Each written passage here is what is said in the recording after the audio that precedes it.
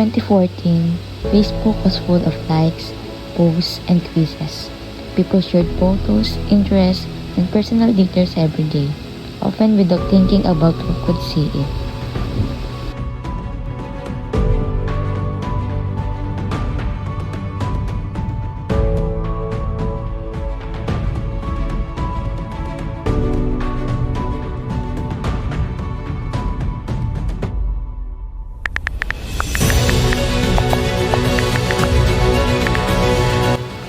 Kogan created the quiz to collect data from users, but Facebook rules allowed apps to access information not just from the users, but also from their friends, all without consent.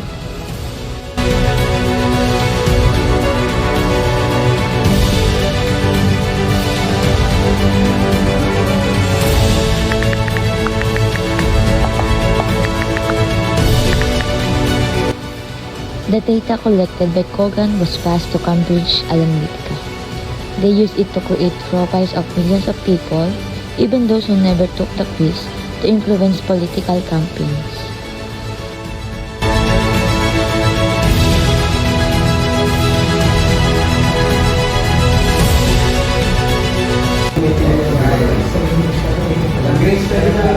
We have access data. We can use it to target voters. This is huge. It can change how campaigns work.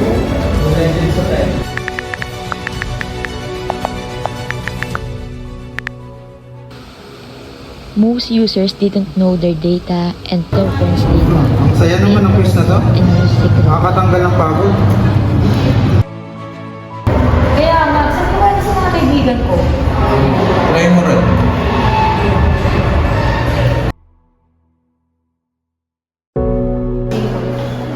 I saw how they use people's data without permission. It was wrong. The people has to know. In 2018, the scandal became public. Millions of users felt betrayed. Facebook faced investigations and questions from governments worldwide. Cambridge Analytica's reputation was destroyed. The scandal showed how serious data privacy is. Facebook had to change rules for apps, limit data sharing, and pay fines. People became more aware of what they share online.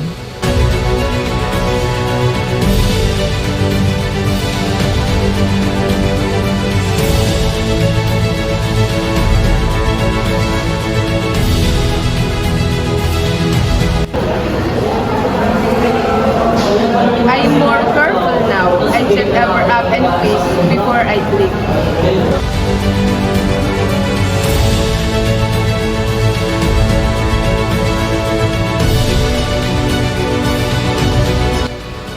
The Cambridge Analytica case teaches us important lessons. Honesty, privacy, responsibility, and respect for users are essential in the digital world. IT professionals and companies must protect data and always act ethically. We have to make sure users know how we use their information. And we have to protect their privacy always.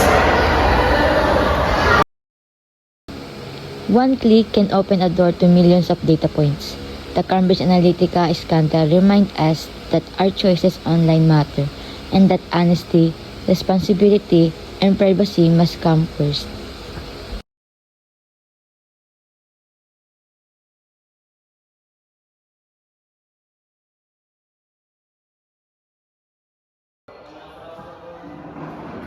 Think before you click. Protect privacy, act ethically.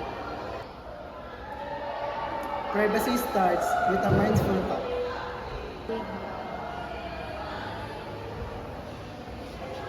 Your data, your decision. Know your data. Control your future. The power is in your hands. Stop, check, then show.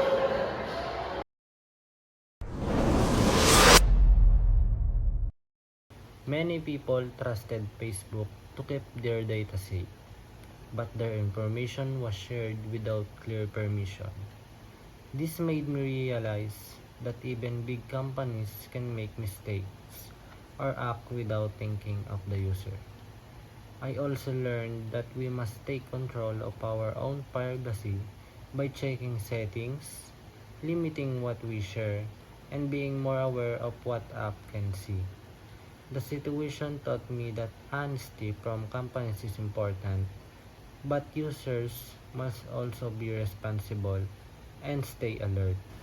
So, as someone who's probably working as an IT professional, I'll probably handle systems, data, and tools that can affect a lot of people. So I need to be more careful with every decision that I make. I want to make sure that I don't focus on what is possible with technology, but also think about whether what is right. The subject, social issues and professional practices, taught us that following ethical rules is a must. Keeping users safe and protected will be always our priority. I learned that data has a huge impact on people, and when it is used in the wrong way, it can influence opinions, decisions, and important events like elections. Also, users need to be aware of what they share. Companies need to be honest, and IT professionals need to follow ethical rules. The ethical Cambridge Analytica case. I learned that ethics must always be a priority when working with technology. Collecting data without a permission is not only unfair, but also harmful, because it breaks the trust between people and the platforms they use. This made me understand how important honesty and respect are in handling data. Also, users need to be aware of what they share.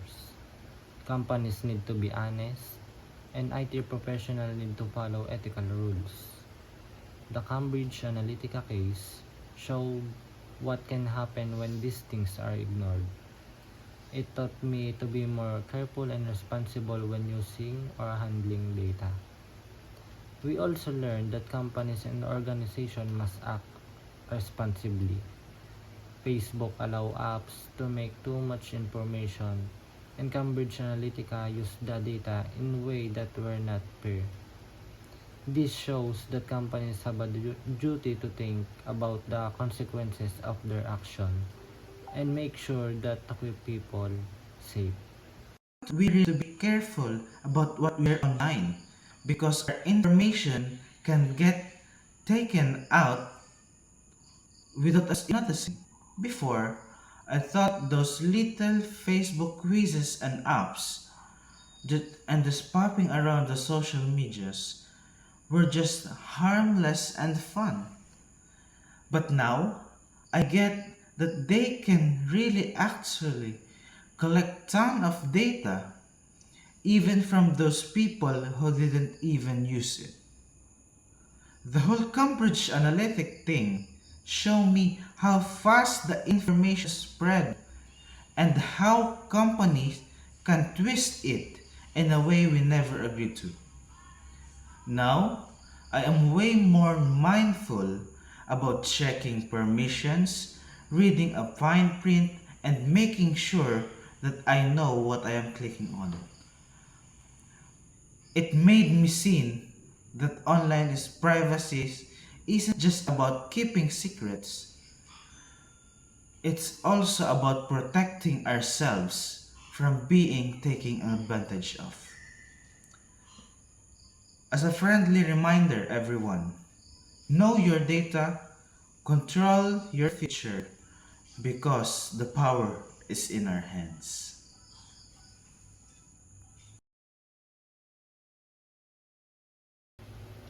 Honesty and trust are very important. User trusted Facebook to keep their data safe, but the trust was broken when the data was used without permission. Being honest and clear with people about how their information is used help prevent problems and scandals. The case taught us that ethical choices like being honest, protecting privacy, and acting responsibly are important for both companies and individuals in the digital world.